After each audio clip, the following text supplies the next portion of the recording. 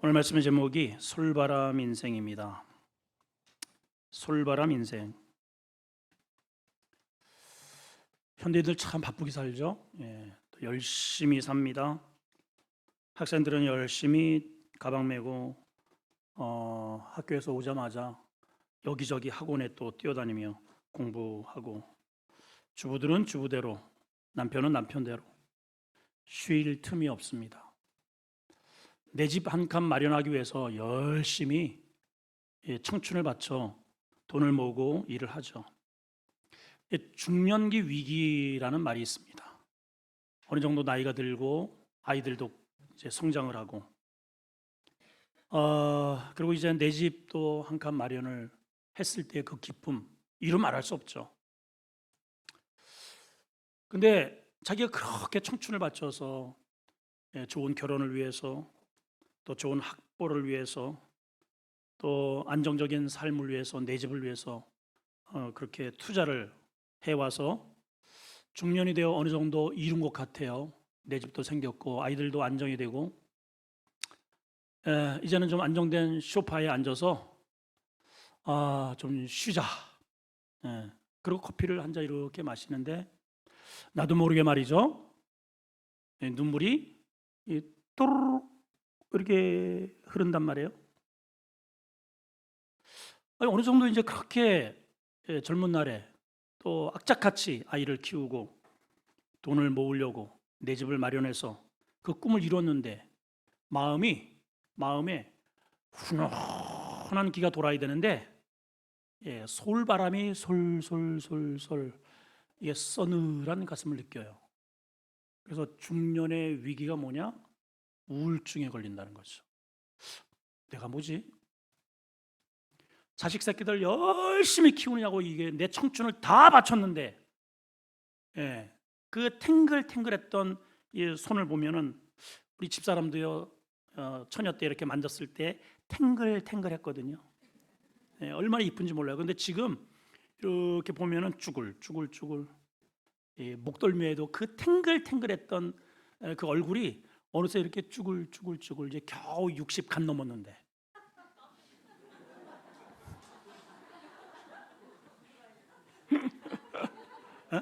이제 60 간 넘었는데 이제 뭐 인생은 60%다 그랬는데, 이런 모습을 보면 좀 짠한 마음이 듭니다. 남편도 그러한데, 남편들도 내 인생을 이거 돌아보면 내가 뭘까? 내가 이 집 하나 마련하고자 내 청춘을 다 바쳤단 말인가? 나는 도대체 무엇인가? 마치 그런 것 같아요. 저도 이제 강릉을, 처갓집에 이제 강릉이 있고 종종 갑니다. 그럼 처음에 가면은 야, 바다다. 이제 동해안은 별로 밀물 썰물 차이가 별로 없기 때문에 그런 차이가 없는데, 서해안 쪽으로 이렇게 바다를 가보면은 이렇게 밀물이 확 들어와 있을 때는 뭐 그냥 바다가 꽉 차 있습니다. 푸른 바다만 보여요. 근데 썰물 때 바다가 이렇게 쭉 빠지게 되면 그 아름다웠던 그런 바다에 바닥이 드러나기 시작하면서 온갖 쓰레기, 질펀한 막 갯벌, 울퉁불퉁 솟은 바위 덩어리들, 골이 쫙쫙 깊게 파여 있는 거, 이런 온갖들이 다 드러나듯이, 겉으로 보기엔 중년이 되면 이제 좋은 옷도 멋지게 걸칠 줄 알고, 화장도 이제는 좀 멋스럽고, 또 요즘 우리 한국의 성형외과가 얼마나 잘 돼 있어요. 처지면 눈도 휙 뒤집어 버리고, 주름살도 그냥 다 꼬매 버리고, 보기에는 바다처럼 아름다워 보이는데 이 가슴이 펑 뚫린 듯한 냉기가 흐름이 어쩌미뇨. 여러분은 어떠십니까? 이 모든 것들을 다 누려봤던 솔로몬은 이렇게 우리에게 한마디 해줍니다. 같이 한번 읽어볼까요? 시작. 전도자가 이르되, 시작. 전도자가 이르되, 헛되고 헛되며 헛되고 헛되니, 모든 것이 그 짧은 한 절 속에요, 계속 헛되다는 게 반복이 돼요. 권력을 잡아도 헛되고, 많은 것들을 먹어본들 헛되고, 좋은 궁에 살아본들 헛되다는 거예요. 이거 왜 헛될까요, 여러분? 그렇게 내 집 마련하기 위해서, 그렇게 안정적인 보수를 위해서 열심히 라이선스 따고 열심히 승진 위해서 승진 시험 준비해 가지고 그 자리에 올라가서 연봉이 빵빵해졌습니다. 그런데 왜 마음이 허전할까요? 왜 그것이 나에게 행복으로 다가오지 않을까요?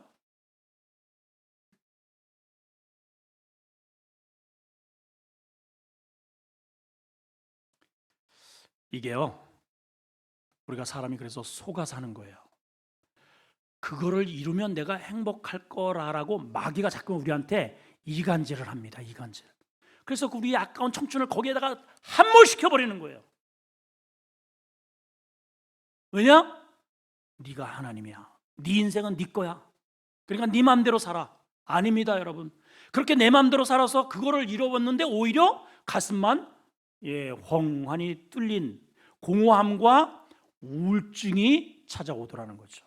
여러분, 진정한 하나님은 내가 아니라, 돈이 아니라 하나님을 만나야 됩니다. 여러분, 하나님을 만나야 돼요. 그 진리거든요. 돈을 하나님처럼 쫓아서 살아서 그거를 벌어서 그렇게 해서 집을 한 칸 마련했는데 오히려 속았다는 거죠. 내 인생이 뭐지? 서글픈 생각이 듭니다. 자식들을 잔뜩 이렇게 그렇게 해서 멋들어지게 키워놨는데 뭐 전화 한 통 없어요. 다 자기들 살기 바빠요. 더군다나 부모가 어려운 집에서는 엄마, 그거 왜 나한테 얘기해? 싸가지들, 이놈들. 내 인생이 뭔가? 내가 저런 놈들 내가 키우냐고, 내가 내 평생을 내가 여기다 투자를 했단 말인가? 오늘 여러분, 우리 진짜 아버지 하나님을 만나는 시간이 되시기를 축복합니다. 우리 모든 인생들이 사실은 태어나서 다 절망, 죽음으로 갑니다. 죽음으로. 한번 사람이 태어났으면 죽는 것은 정해져 있다 그랬어요. 자, 이런 공허하고 험한 인생, 어떻게 이러한 솔바람 인생이 꽃바람 인생으로 바뀌어질 수 있을까? 오늘 그러한 시간으로 만들기를 축복합니다. 귀를 쫑긋 세우시고 오늘 한번 집중해 봅시다. 자, 첫째는 주님이 우리를 초청하십니다. 내게로 오라. 따라합시다. 내게로 오라. 자, 어떤 사람을 부르고 있느냐? 이런 사람 불러요. 많이 배우고 집 멋지게 가진 사람, 성공한 사람 부르는 게 아니고 이런 사람을 오늘 주님이 부르십니다. 시작.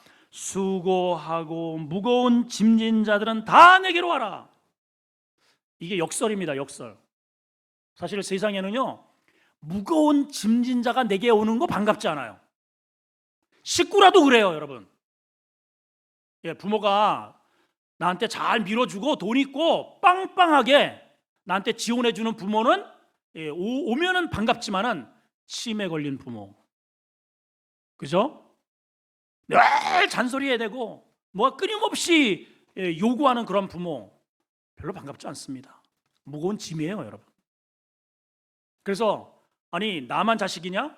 딸은 자식 아니냐? 야, 너도 좀 모셔. 아니 딸만 자식이야? 오빠는 뭐해? 너희들은 뭐하냐? 서로 등 떠밀게 합니다. 여러분, 이 무거운 짐은 한마디로 골칫덩어리, 따라합니다. 골칫덩어리. 골치 아픈 거예요, 여러분. 누가 남의 짐을, 내 짐도 좀 힘들어 죽겠는데 누가 남의 짐을 누가 져주겠어요? 근데 우리는 불행하게도 각자가 나름대로의 다 짐이 있어요. 그것도 무거워요, 버거워요, 힘들어요. 앉아있으면 눈물이 나도 모르게 줄줄 흐르는 그런 고뇌에 우리가 시달리고 있단 말이죠. 누구도 이 짐을 대신 져주려고 하지 않아요. 그런데 만군의 하나님께서, 세상에 능력자께서, 못하실 것이 없는 그 우주의 주인께서 오늘 그러한 나를 부르시네요. 얘들아, 너희들 그렇게 거친 세상에서 당했지, 힘들지, 무겁지, 버거운 인생, 내게로 와라. 내게로 와라. 오늘 이 주님의 거룩한 초대에 여러분 두 팔 벌려 달려가시기를 주의 이름으로 축복합니다. 지금 이 말을 듣는 사람은 유태인입니다. 유대인. 도대체 이 당시에 이들에게 어떤 짐이 이렇게 무거운 짐을 지고 허덕허덕 됐을까? 뭐냐면 율법의 짐이에요. 율법의 짐. 법이에요, 법. 우선 10가지의 십계명이 있습니다. 하나님 철저하게 다른 신음을 도도 안 돼요. 망령되이 일컬어도 안 돼요. 안식일을 철저히 지켜야 돼요. 더군다나 인간적으로 가면은 부모를 철저히 공경해야 됩니다. 예, 살인하지 말아야 돼요. 간음하지 말아야 돼요. 도둑질하지 말아야 돼요. 우상숭배하지 말아야 돼요. 이웃 것을 탐내지도 말아야 됩니다. 이것을 또 구체적으로 대충 해서 내고 613가지로 쫙 벌려놨어요. 613가지를 끊임없이 지켜야 됩니다. 거기에 하나라도 거치게 되면 부정하게 되는 거예요. 부정하면 하나님의 공동체에 들어오지 못해요. 지옥 자식이 되는 겁니다. 그러니 이들은 끊임없이 이 조항 하나하나를 끊임없이 지켜야 된다는 강박관념으로 자유가 없어요. 예. 10가지 100가지를 지키다가도 뭐 하나 긴장에 늦춰서 마음 가운데 죄가 딱 들어오면은 일단은 목욕을 해야 되죠. 옷이 더러워지면 나도 모르게 이렇게 가다가 무덤 사이를 이 옷이 이렇게 스쳤어요. 이 옷은 그냥 태워버려야 됩니다. 예, 그릇에 문두병 이런 것들이 조금이라도 이렇게 묻어 있으면 그 그릇은 아무리 진기 명기 명품이라 할지라도 대대로 갑오로 내려오는 그릇이라 할지라도 과감하게 깨트려 버려야 돼요. 더군다나 공개적인 어떤 죄를 범했으면 우리 공동체를 살리기 위해서 자식이 부모가 자식일지라도 가운데 세워놓고 동네 사람과 함께 돌팔매질을 해서 죽여야 됩니다. 여러분, 이런 사회예요. 얼마나 힘들어요. 하나님 믿기 보통 어려운 거 아니에요. 허덕허덕됩니다. 주님이 말씀하시는 거예요. 수고하고 무거운 짐진 자들아 내게로 와라. 우리에게는 이런 짐이 없을까요? 어떠한 크고 작은 무게의 차이는 있을지 몰라도 우리에게는 다 있습니다. 한결같이. 가장은 돈을 벌어야 한다는 짐, 가장이 직장을 벗어나서 가정에서 그냥 있다고 생각을 해요. 그 짐이야말로요, 그거는 말할 수 없습니다. 말할 수 없어요. 일평생 이렇게 열심히 하고 은퇴하신 분들은 말고요. 어쨌든 멀쩡한데 젊은 날에 처자식이 있고 벌어 먹여야 되는데 직장이 없다. 그 보통 무거운 집이 아닙니다. 부모는 전부 자녀들을 남부럽지 않게 공부를 시켜야, 그래서 사회의 일원으로 만들어야 한다는 그러한 짐을 늘 가지고 있어요. 학생은 공부하는 짐, 더군다나 목회자는, 여러분, 목회자가 쉬울 것 같아요? 쉬울 것 같아요? 어저께 우리 공부하면서 어떤 형제가 너무 힘들대요. 누구라고 얘기는 못하겠고, 여기 상가에서 빵가게 하는 주형제라고, 제가 뭐라고 이름은 대지는 못하겠고, 어쨌든 그런 분이 계셔요. 목사님, 제가 토요일 겨우 1시간 요 한 날 생기는데 우리 애들하고 약속을 했는데 놀러 가야 되는데 제가 여기 온 겁니다. 엄청나게 바빠요. 저 그렇게 살고 싶은데 너무너무 바쁘고 힘들어요. 그래서 제가 그랬죠. 나하고 딱 한 달만 목회하고 내가 가서 빵 굴 테니까 당신이 목회하고 바꿔서 하자. 그랬더니 그냥 빵 굽겠대. 누구라고 말은 못하겠어요. 여러분, 목회 쉽지 않아요. 정말 눈물 나는 일입니다. 이게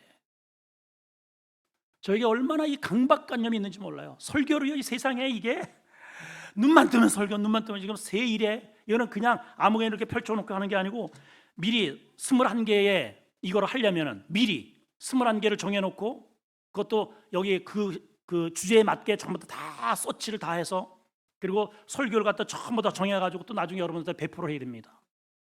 뭐 그것뿐입니까? 끊임없이 한 달 동안 부흥 집회, 뭐 어디서 뭐 그게 설교가 날라옵니까? 늘 앉아서 연구하고, 그거 끝나자마자 세일에, 그거 끝나자마자 또 우리 성도들 신방이 지금 기다리고 있어요. 내일부터. 어디 뭐 한두 집입니까? 거기다가 지금 이제 또 이게 좀 이제 나이도 있고 이렇게 노회장도 했다고 하니까 여기저기서 얼마나 뭐 목사님 해야 됩니다. 그래가지고요, 올해 우리 학교에, 여기 신학교에 총동창회장 됐죠. 총신에 여기 이 수원 이 경기 지역에 또 이 회장 됐죠. 또 신학교에 이사 됐죠. 우리 문맥성경 이사죠. 또 저 신학교 하여튼 죽어. 저 그냥 저희 이 달력에 보면은 쉴 날이 없어요. 쉴 날이 없어. 그래서 저녁 먹으면 거의 제가 또 내려와서 설교 준비하고 10시 이전에 제가 집에를 못 올라갑니다. 그리고 새벽에 또 내려와야 되잖아요. 그러면서 또 여기저기 또 노가다 할 건 또 다 하잖아요. 일본 가서 일하고 또 여기 테라스 할 건 다 하고, 그리고 또 체력 관리를 위해서 또 자전거도 타야 됩니다. 자전거. 예. 저하고 한 달만 바꿔서 해보실 분 없나요? 누구나가 다 이런 무거운 짐이 있어요. 근데 주님이 오늘 말씀하셔요. 내게로 오라. 내게로 오래요. 내게로 와서 이 십자가 앞에 던져 놓으래요. 예. 그러면 거기에서 끝나야 되는데 한 단계가 더 진행을 하셔요. 뭐라고 진행을 하시냐? 28절 보니까 나는 마음이 온유하고 겸손하니 나의 멍에를 메고 가래요. 이건 이제 세 번째 타임으로 우리가 말씀을 살펴볼 거지만은, 자, 우리가 좀 한 가지, 우리가 하나님 앞에 내 무거운 짐을 맡기려면은 뭐가 내 안에서 작동을 해야 되느냐? 여러분들이 지금 이 설교를 듣잖아요. 내게로 와서 무거운 짐을 여기다 두고 가라 할 때는 그래, 아유 무거운 짐을 두고 가야지. 이게 뒀잖아요. 나갈 때요 다 뒤적거리고 찾아서 가져갑니다. 그래서 똑같이 염려하고 근심해요. 자, 그래서 이것을 정말 내가 하나님 앞에 이 무거운 짐을 내려놓으려면 뭐가 작동해야 되느냐 하면은 믿음이 작동해야 됩니다. 확실히 그분을 믿을 수 있어야 돼요. 여러분, 은행에다가 내가 아까 정말 어렵게 번 돈을 맡기고 오잖아요. 그럼 맡길 수 있다는 건 뭐예요? 믿는 거예요. 은행을 내 대신 잘 관리해주고 이자가 붙을 것이다 믿기 때문에 맡기는 거예요. 근데 은행도 은행 나름입니다. 투자은행, 과거에 주택은행, 이거는 투자예요. 이자는 많겠지만은 투자해서 망할 수 있잖아요. 주식 투자입니다. 그러니까는 맡기는 맡기는데 고민을 하는 거죠. 자, 여러분, 주님을 어떻게 생각하세요? 우리 하나님께 나의 인생을 맡기래요. 너의 먹고 사는 문제, 의식주 모든 것들을 다 맡기래요. 자식 문제 맡기래요. 목회도 맡기래요. 직장도 맡기래요. 여기에 우리가 뭐가 작동이 되느냐? 내가 그분을 어느 정도 신뢰할 수 있느냐? 그 신뢰한 만큼 맡기는 것입니다. 그게 여러분들의 믿음의 분량이에요. 여러분들은 어느 정도 맡기고 사세요? 근데 희한하게요, 내 생명은 하나님 책임져 주세요. 저 죽은 다음에 천국 가게요. 생명은 맡기면서 애들 문제를 못 맡겨요. 너 일로 와. 저 성적 얼마냐? 이게 뭐니? 이걸 성적표라고 해? 예.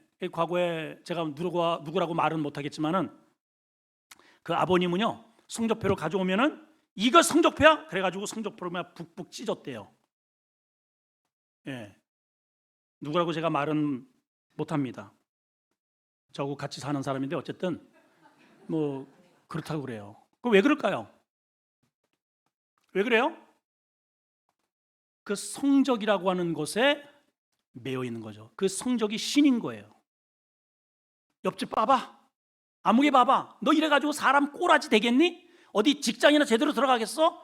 여러분, 무슨 말씀이세요? 하나님은 꼭 성적을 100점, 90점을 맞지 않아도 20점, 30점이라도 얼마든지 그 아이를 통해서, 그거 아니더라도 그가 직장 벌어서 먹고 살 수 있는 수만 가지 일들이 있어요. 여러분, 그거 아니더라도 여러분 봐봐요. 초등학교 때 공부 잘했던 친구들 이제 성인이 되어가지고 만났더니요, 뭐해? 농사한대요. 공무원 하더라고요.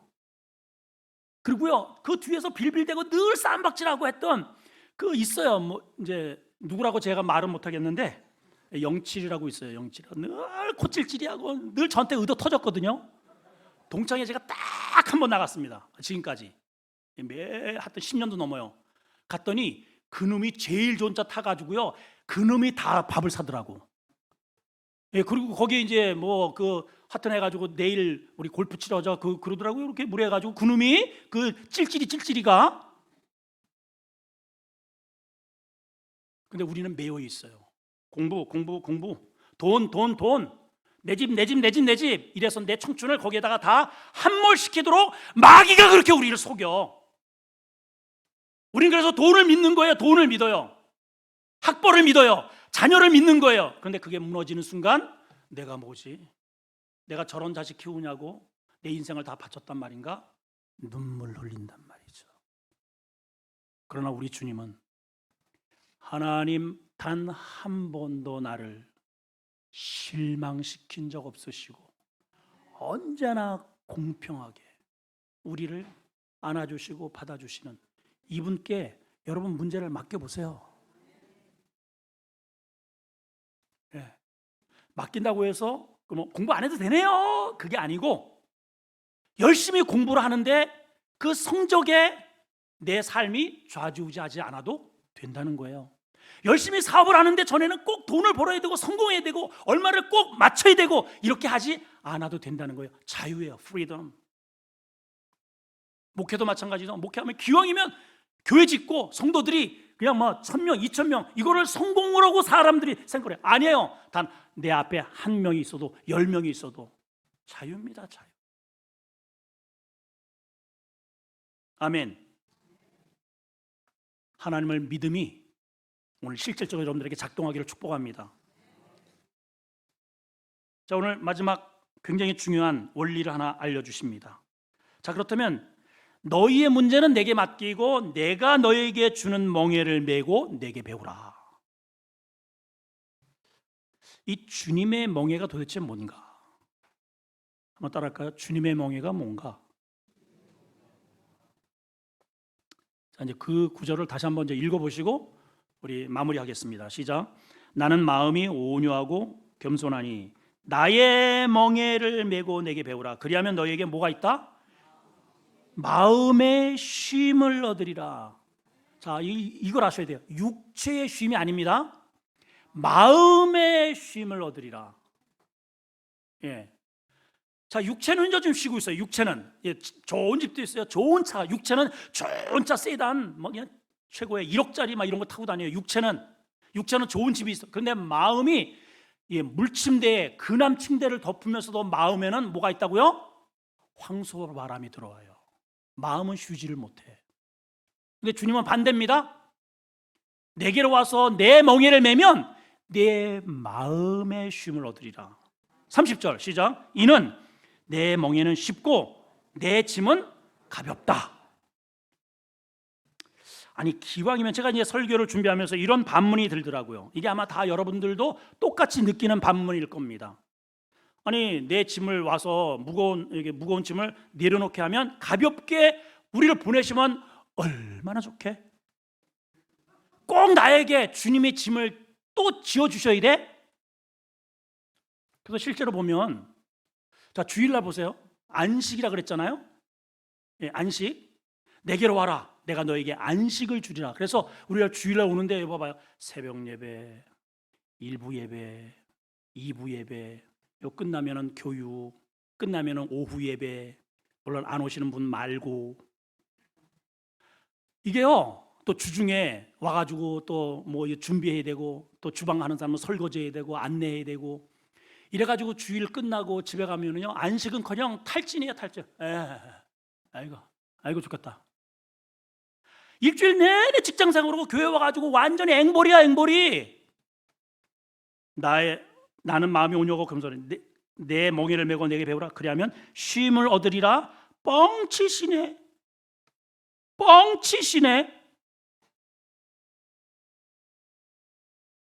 여러분 솔직히 한번 해보세요. 주일날 마음이 쉼이 있습니까? 피곤합니까? 잠깐 왔다 가는 사람 말고 피곤해요. 저도 오늘만 설교를 5번 하게 됩니다. 5번. 벌써 지금 3번째잖아요. 끝나자마자 양육해야죠. 또 끝나자마자 오늘 오후 설교해야 돼요. 이거 원래 우리 사역자들하고 이렇게 돌아가면서 하는데 양육까지 해가지고 야, 좀 우리 다른 좀 여기 하면 안 되는데요. 목사님 차례니까 목사님이 하러 저런 샤가. 예. 그럼 제가 억지로 이거 했을까요? 그럼 제가 목회를 억지로 하는 것 같아요, 여러분. 자, 도대체 이걸 어떻게 해석을 하고 이걸 풀어야 되는가? 삭개오의 비유를 들면서 이 문제를 한번 접근해 보겠습니다. 자, 삭개오가 있죠. 여러분 잘 아시는 이름입니다. 원래의 발음이 자카이오스라는 이름이에요. 이름의 뜻은 의로운 자. 아버지가 너 좀 의롭게 살아라. 그렇게 이제 좋은 이름을 지어줬는데 매국노가 되죠. 비참한 인생으로 전락합니다. 자, 얘는 핸디캡이 있어요. 키가 일단은 작아요. 예, 가난합니다. 가난해요. 그러니까 어렸을 때부터 사람들에게 무시를 당해요. 친구도 없어요. 늘 무시당하고 이 난쟁이 똥자루야 막 이런 말을 들었겠죠. 그러니까 어렸을 때부터 상처가 있어요. 예, 키도 작고 무시당하고 싸우면 늘 지고 깔리고 내 인생 너무 비참하다. 내가 어떻게 하면 저놈들을 꼼짝 못하게 큰 소리 치면서 내 인생을 그렇게 살 수 있을까? 연구를 했더니 답은 이렇게 음성이 들려옵니다. 돈 벌어라. 돈이 있어야 큰 소리 치지. 오케이, 돈을 벌어야지. 악착같이 돈을 벌려고 하는데 뭐 배운 게 있어야죠. 그죠? 난쟁이니까 힘도 없어요. 그래서 선택한 게 뭐냐? 당시에 로마의 정권 아래, 압제 아래에 있었기 때문에 친로마파의 사람들이 필요한 겁니다. 과거에 우리 친일파처럼. 그래서 내가 돈을 벌려 위해서는 세리가 되어야 되겠다. 돈을 만지는 직업을 가져야 되겠다. 그래가지고 자원해서 제가 이 직장에 들어가겠습니다. 로마 사람들은 이스라엘 사람들을 잘 모르니까 속속들이 그 이스라엘의 그런 성향과 누가 얼마를 벌고 이번에 물고기를 얼마나 잡았고 집을 팔아서 얼마나 이익을 받는 이 속속들이 이 백성들이 잘 알거든요. 삭개오가 머리는 뛰어나니까 그 일을 한 거예요. 그래서 그냥 샅샅이 뒤지는 겁니다. 돈이 들어오는 군용은 전부 다 뒤져가지고 철저하게 보고서를 작성해서 세금을 뜯어내고 거기에 일부를 자기가 차곡차곡 쌓아 성공을 합니다. 돈이 있으니까요, 일단 집이 커지죠. 그리고 또 자기들 미워하는 사람은 아예 들어오는 사람도 없지만은 아주 이중 삼중으로 벽을 크게 높여가지고 성처럼 해서 거대한 집을 짓고 그 안에 그냥 잔뜩 모든 인테리어를 그냥 풀 외제품으로 다 전부 다 화려하게 그냥 금은보석으로 꽉 치장을 하면서 상하궁 같은 곳에 누우면서 배를 쓰다듬으면서 일을 쫙 이렇게 하면서 지내는 거죠. 역시 돈의 힘 이거지. 너희들이 나를 무시해? 이것들이 앞으로 봐봐. 땅 판다고? 기다려. 내가 그냥 세금 팍팍 내가 매길 테니까. 자, 그런데 이상한 소문 하나 듣게 됩니다. 저 멀리에서 예수님에 대한 소문을 듣게 돼요. 그분이 하나님의 나라에 대한 억눌린 자, 가난한 자, 병을 고쳐주시고 귀신을 쫓아주시고 천국 복음을 전하신다는 것을 먼 발치로 이렇게 소문을 듣게 됐는데 그분이 자기 동네를 지나간다는 거예요. 이 물침대 같은 이 상하궁 같은 곳에서 그 호요식을 누리는데 이 삭개오의 마음속에 이런 생각이 드는 거예요. 나도 그분 한번 만나고 싶다. 아니 지금 부족함이 없는 사람이 왜 그런 선지자 같은 그런 분을 만나려고 할까요? 돈은 벌었는데요, 마음에 냉기가 황소바람이 들어오는 거예요. 내가 이거 잘하는 건가? 내가 이스라엘 백성은 일단은 기본적으로 하나님 사상이 있으니까 내가 이렇게 해서 하나님 앞에 제대로 설 수 있을까? 자신이 없는 거죠. 그래서 용기를 내어서요, 그 주님이 오신다는 그 길 쪽으로 달려갑니다. 주님을 한번 보고 싶은 거예요. 만나고 싶은 거예요. 목소리라도 한번 듣고 싶은 겁니다. 갔더니 웬걸 가운데는 제자들이 뺑뺑 둘러싸여 있고요. 그 뒤에 동네 사람들이 층층층층 겹겹이 우르르 떼를 지어서 가는데 사실은 매국노 아니에요, 여러분. 창기같이 여기는 겁니다. 동네 사람들이 저 매국노 저거 하는 순간 여러 모래가 되면 돌에 맞아 그 길바닥에서 죽을 수 있어요. 그런 위험 부담을 가지고 그 컬컬한 이 채워지지 않는 돈으로도 만족되지 않는 이 황소 바람을 막기 위해서 참 안식을 얻기 위해서 그 주님을 만나러 간 거죠. 그런데 벽이 있어요. 자기는 난장이에요. 자, 교회를 왔는데 여러 가지 이런저런 요소가 있어서 은혜 못 받는 거죠. 그러면 여러분 어떻게 해요? 또 나는 거죠. 교회 옮기는 거죠. 근데 이 삭개오가 돌아오질 않아요. 어쨌든 얼굴에도 내가 버리라.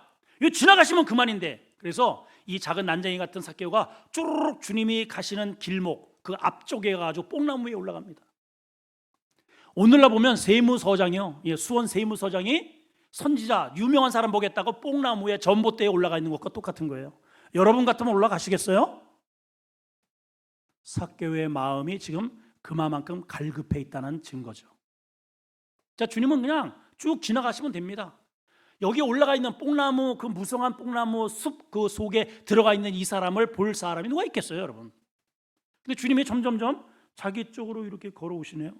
군중들을 노리고 자기 쪽으로 지나갈 줄 알았더니 자기 나무 앞에 떡 서시더니 올려보십니다. 그리고 자기의 이름을 부르네요. 한 번도 만난 적도 없고 통성명한 적이 없는데 자카이오스야, 삭개오야, 내려오너라.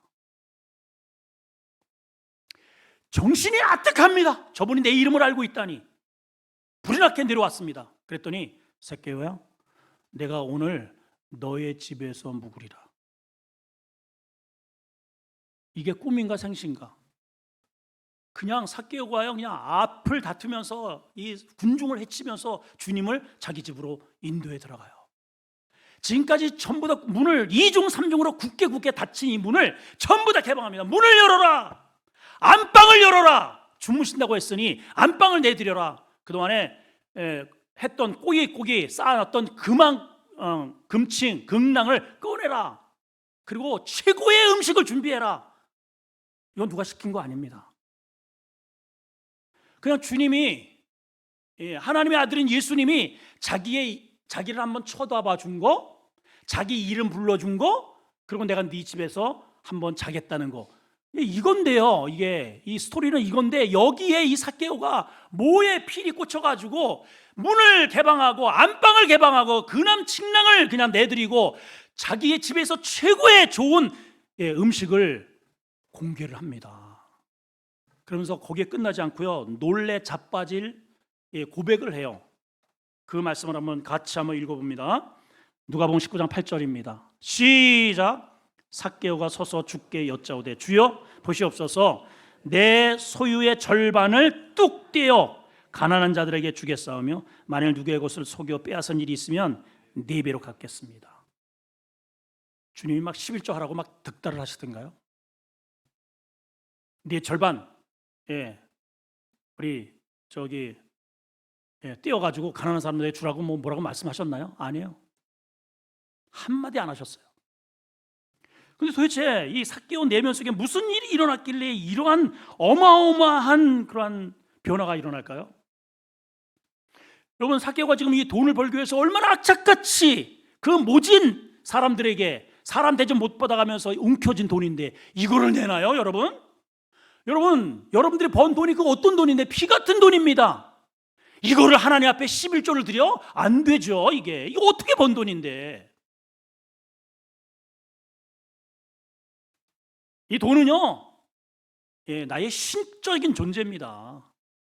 내가 그래야 무시다 안 나가죠. 그래야 이 번듯한 집이라도 짓고 내 자식들 키울 수 있어요. 이 돈은 신입니다, 신. 이거 벌기 위해서 얼마나 노력을 했는데 이거를 띄어서 이걸 하나님께 드린다? 있을 수 없죠. 자, 그런데 삭개오의 내면에 이 도대체가 이해할 수 없는 혁명적 이런 사건들이 일어나고 있어요. 자, 한번 추적을 한번 해봅시다. 어떻게 해서 삭개오가 이렇게 변해되었을까? 그동안 삭개오는 키 작고 물려받은 것 없고 사람들에게 무시당하고, 그래서 늘 피해 의식에 젖어서 마음속에 늘 울분의 짐, 피해 의식의 짐, 이 굴레에서 허덕이며 살았어요. 이거를 벗기 위해서 주변에서 그렇게 욕을 하고 무시하고 창녀 취급을 해도 도끼 오른 모습으로 오직 돈을 거머쥐기 위해서 살아왔던 거죠. 그런 과정 속에 돈은 모았는데 지금까지 단 한 번도 자기를 인간 대접을 하지 않아요. 보면은요, 전부 다 침을 뱉어요. 자기에게 따뜻한 말을 건네주는 사람이 한 명도 없습니다. 그러니까 자기를 낳아준 부모도 원망스럽고 가난하게 태어난 가정도 원망스럽고 자기를 향해서 손가락질하는 놀려대는 저 묻 주변에 있는 사람들은 다 꼴보기 싫은 원수들입니다. 우리 현대인들이 도끼 있게 살아가는 우리의 모습을 삭개오가 대변해주고 있는 거예요. 여러분 보세요. 좋은 관계다가도요, 돈 문제 틀어지면은요 원수가 되는 거예요. 그죠? 이해 없어요. 왜 그래요? 돈이 신이기 때문에 그래요. 그런데 주님을 만나요. 누구도 한 번도 지금까지 자기에게 따뜻한 미소와 그윽한 모습으로 바라본 사람이 없는데 주님이 그야말로 하나님의 그 아름다운 그윽한 자비의 모습으로 자기를 바라보시면서 이름을 불러주셔요. 아까도 얘기했지만은 삭개오라는 것은 의로운 자라는 뜻을 가지고 있어요. 근데 한 번도 사람이 자기를 삭개오로 부르질 않아요. 뭐라고 불러요? 이 사기꾼, 매국노, 창녀야, 이렇게 불러요. 근데 주님이 처음으로 자기의 이름을 불러주셔요. 삭개오야 내려오너라. 그리고 자기에게 눈을 맞춰주셔요. 그 눈 속에요 우주가 들어있어요. 자기를 바라보시는 그 그윽한 사랑이 그 눈 속에서 자기에게 오는데요, 감당할 수가 없는 겁니다. 바로 이 예배 시간이 그런 시간이에요. 여러분, 하나님의 사랑을 이 예배 시간, 이 말씀을 통해서 여러분들이 그 하나님의 은혜와 사랑을 우리가 받아들이는 시간이 이 시간이에요. 이 시간. 그리고 그 사랑을 확인하는 것입니다. 이분과 몇 마디 나눈 것도 아닌데, 그렇게 오랜 시간에 눈을 마주친 것도 아닌데, 삭개오가 주님을 통해서 지금까지 느껴보지 못한 어마어마한 하나님의 긍휼과 사랑을 받는 순간에 마음이 확 열려졌어요. 아, 나도 이렇게 사랑받을 수 있는 존재로구나. 나도 주님이 내 집에 머무실 만큼 주님에게 귀한 존재로구나. 여러분들이 그래요. 여러분들이 누가 여러분들을 무시합니까? 하나님은 여러분 한 사람 한 사람을 그렇게 귀하게 여기셔요. 이러한 사랑과 존중이 내 안에 밀려들기 시작하면서 그렇게 그동안에 꽉 쥐었던, 이게 있어야 내가 그래도 사람 구실을 하지 했던 이것이 놓게 된 겁니다. 자유예요. 자유. 그래서 돈으로부터 자유가 되니 이제는 시키지 않아도 절반을 뚝 떼어가지고 주님 필요한 데 쓰세요. 이거 주님이 주신 건데 절반을 주님 필요하신 데 주시고, 제가 혹시 사기 쳐가지고 버는 돈 있으면 4배로 제가 갚겠습니다. 돈에서 자유인이 되었네요. 그리고 주님이 주시는 그러한 이 일들, 이 긍휼의 일, 자비의 일, 여러분 이게 하나님의 일은 전부 다 돈과 관련, 다 선교도 돈이 있어야 하죠. 이 교회도 돈이 있어야 운영하죠. 다 우리가 움켜쥐어 있는데 이것을 풀어내야 이게 운영됩니다. 하나님의 교회가. 그렇죠? 예, 그래요. 근데 이것이 억지로, 여러분 11조 하세요. 11조 안 하는 게 무슨 장로입니까? 권사입니까? 말이 됩니까? 이렇게 억지로 하는 것에는 항상 부작용이 있습니다. 그렇게 하지 마세요. 주님을 만나시면 됩니다. 그 우주에 그 가치 있는 주님이 나에게 오시면 내가 지금까지 주인으로 잡고 있던 이것이 가짜라는 게 발견돼요. 속은 겁니다. 마귀에게 속은 거예요. 너 돈을 움켜줘야, 권력을 움켜줘야 사랑 구실 받아. 근데 주님을 만났더니 이게 보니까 아무것도 아닌 거죠. 이제는 주님을 붙잡게 된 겁니다. 그랬더니 그동안에 할 수 있었던 자비, 사람들에게 긍휼, 이웃사랑, 구제 시키지 않았는데 이 예수 그리스도를 붙잡으니까 주님께서 멍에를 주신 이 멍에가 너무나도 쉽게 풀리는 거예요. 이 사명이 너무나도 쉽게, 이거 시킨 것도 아닙니다. 너무 쉽게 주님이 주신 이 멍에가 진행되고 있다는 사실이죠. 여러분, 삭개오가 이후에 어떤 삶을 살았을까? 성경은 기록되지 않았습니다.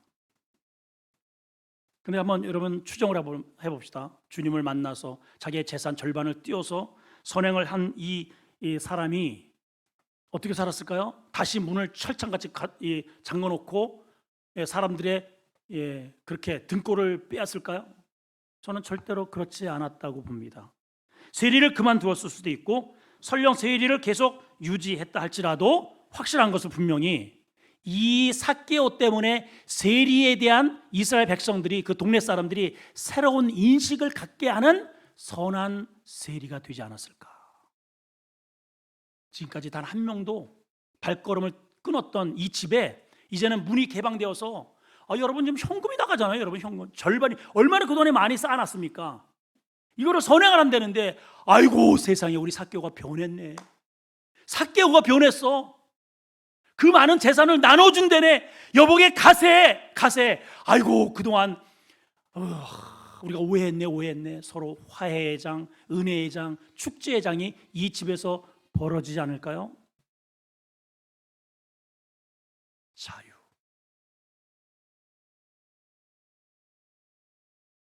수고하고 무거운 짐진 자들아 다 내게로 오라. 내가 너희를 쉬게 하리라. 우리가 왜 마음이 쉬지를 못해요? 올해는 내가 이만큼 벌어야 되는데 저쪽에서는 저만큼 벌었는데 나는 잠깐만 여기에 매여요. 이번에 성적을 10점을 더 올려야 되는데 내 집이 여기에서 조금 더 좋은 집으로 가야 되는데 안 가면 어때요, 여러분? 그 성적 그만큼 안 올라가면 어때요? 여러분, 주님 안에서 오늘 선포하십시오. 자유. 따라합시다. 주님 안에서 자유. 주님이 그러시는 거예요. 진리를 알지니. 진리가 누굽니까? 예수님 아니에요. 나를 알면 그 진리가 내가 너희를 그 모든 메인대에서 자유케 하리라. 할렐루야. 그래서 우리의 모든 인생의 문제, 죄의 문제를 주님이 십자가에서 담당하시고 우리에게 부활시키시는 거예요. 기쁨 부활, 은혜 부활, 선행 부활. 이게 우리 부활의 종교입니다. 이런 은혜가 여러분들에게 있기를 축원합니다. 기도하겠습니다. 주님,